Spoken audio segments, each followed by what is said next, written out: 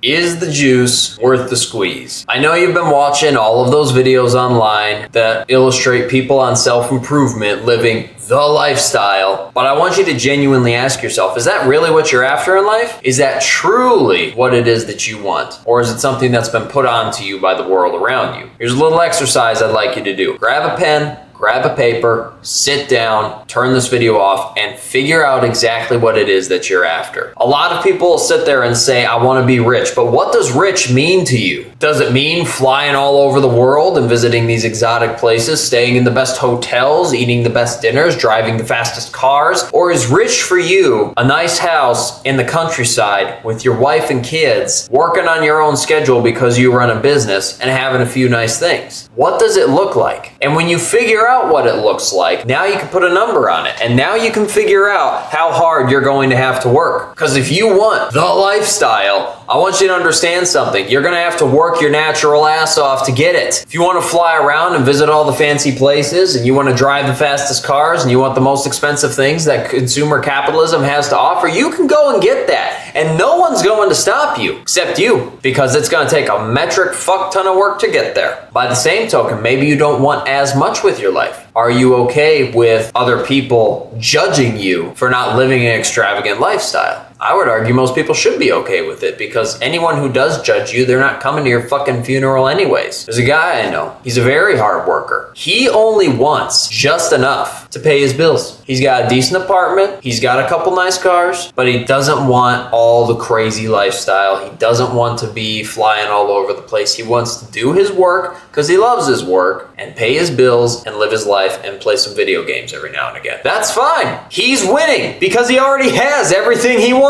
He's beat me in the game of life because he's achieved everything he ever wanted ahead of me. I'm not where I want to be yet. I commend that gentleman for the life that he lives, because he's living the life he wants to live. What you need to figure out is what your finish line is. You have to figure out where it is you want to stop, because there's this term that's thrown around by a lot of young men. The term is brokey. How do you define a brokey? Is it someone who doesn't make a lot of money? Because that's how a lot of these kids define it. Somebody who doesn't make enough money to live the life that they want to live. That's a brokey. You can have a gentleman. He has a farm. He makes maybe $60,000 a year. He's living with his wife, his kids. They got a couple nice cars. They're living a good life. They're not making a metric fuck ton of money, but they are by no stretch of the imagination a brokey, because they're living in a field of abundance. The gentleman I just mentioned, who works just enough to make his bills and pay for everything that he needs in life so that he can turn around and enjoy himself and play some video games, he is not a brokey, because he's living the life he wants to live. I'm a brokey.